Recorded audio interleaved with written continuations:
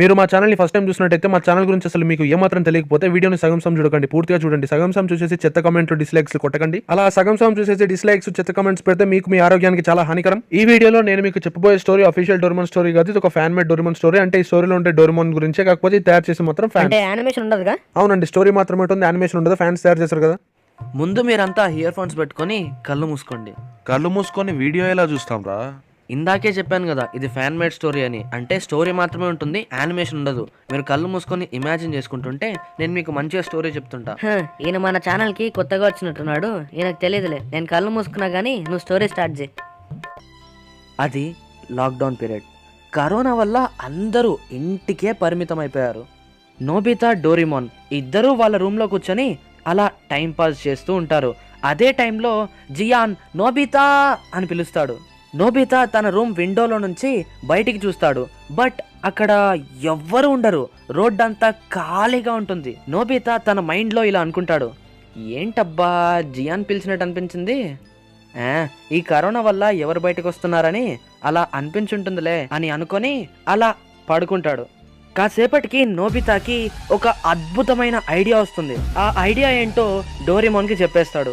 ఇంకా Nobita, Doraemon ఏ మాత్రం late చేయకుండా ఫాస్ట్ గా టైం మిషన్ తీసుకొని 2020 ఎండింగ్కి వెళ్తారు.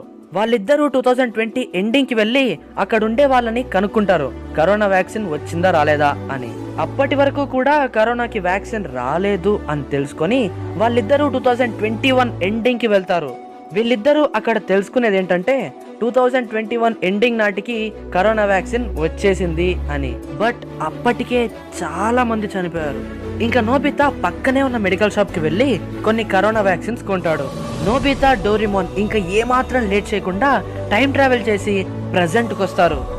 నోబితా డోరేమోన్ తో ఇలా అంటాడు, డోరేమోన్ ఈ ప్రపంచాన్ని కాపాడాల్సిన బాధ్యత ఇప్పుడు మనిద్దరి చేతిలోనే ఉంది. ఎనీవేర్ డోర్ ని బయటికి తీయ డోరేమోన్ అని నోబితా డోరేమోన్ తో అంటాడు. ఇంకా ఇద్దరూ కలిసి ఎనీవేర్ డోర్ తీసుకొని ఒక ల్యాబ్ కి వెళ్తారు. ఆ ల్యాబ్ లో కొంతమంది సైంటిస్టులు కరోనా వ్యాక్సిన్ ని కనిపెట్టడానికి ప్రయత్నిస్తూ ఉంటారు. ఆ సైంటిస్టులందరికీ ఒక హెడ్ ఉంటాడు. నోబితా అండ్ డోరేమోన్ ఇద్దరు ఆ హెడ్ దగ్గరికి వెళ్ళి, మేము మీతో కొంచెం పర్సనల్ గా మాట్లాడాలనుకుంటున్నాము, కొంచెం పక్కకు వస్తారా అని రిక్వెస్ట్ చేస్తారు.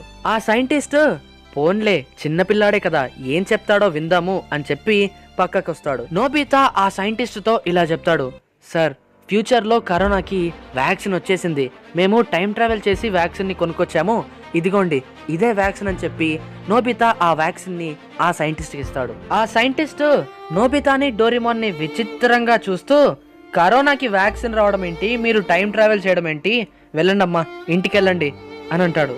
నోబితా ఆ సైంటిస్ట్ తో ఇలా అంటాడు, సార్ మేము చెప్పేది నిజమే, కావాలంటే మీరు ఆ వ్యాక్సిన్ మీద మ్యానుఫ్యాక్చర్ రేట్ కూడా ఉంటుంది, ఒక్కసారి చెక్ చేయండి అని నోబితా అంటాడు. ఆ సైంటిస్ట్ వ్యాక్సిన్ మీద మ్యానుఫ్యాక్చర్ రేట్ చెక్ చేస్తాడు. సెప్టెంబర్ 20, 2021 అని ఉంటుంది. బట్ ఆ సైంటిస్ట్ అది చూసి కూడా వాళ్ళిద్దరిని నమ్మడు.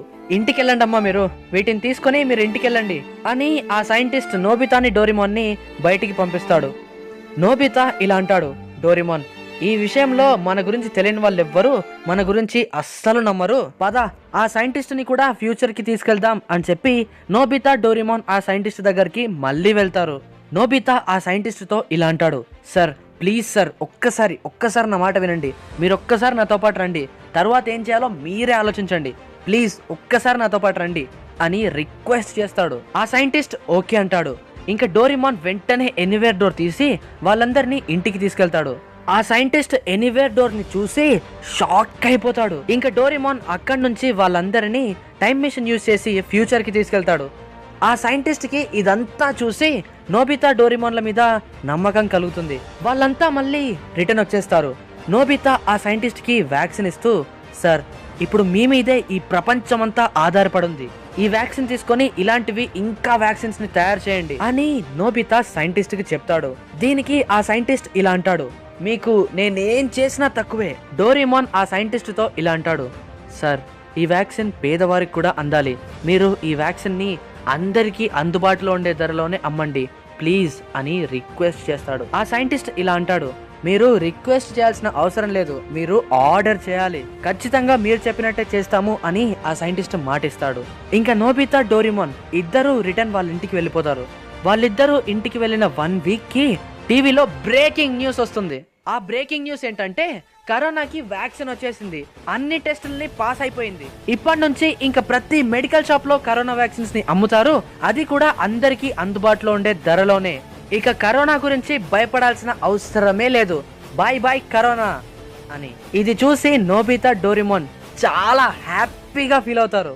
ఈ న్యూస్ చూసి నోబితా వాళ్ళ మమ్మీ ఇలా అంటుంది, అమ్మయ్యా మొత్తానికి వ్యాక్సిన్ వచ్చేసింది. ఇంకా నోబితా డోరేమోన్ ఇద్దరు వాళ్ళ రూమ్ లోకి వెళ్ళిపోయి ఇంకా సాంగ్స్ పెట్టుకొని డాన్స్ చేస్తారు. అలా వాళ్ళిద్దరూ డాన్స్ చేస్తుంటే జియాన్ నోబితా అని పిలుస్తాడు. నోబితా విండోలో నుంచి బయటికి చూస్తాడు. ఈసారి అక్కడ నిజంగానే జియాన్ అండ్ సునియో ఉంటారు. ఇంకా వాళ్ళంతా కలిసి ఆడుకోవడానికి వెళ్తారు. బాలే ఉందిరా. ఈ స్టోరీ రాసింది ఎవరు?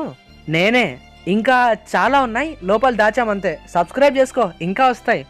అండ్ ఒకవేళ ఈ స్టోరీ గనక మిమ్మల్ని హర్ట్ చేసుంటే సారీ.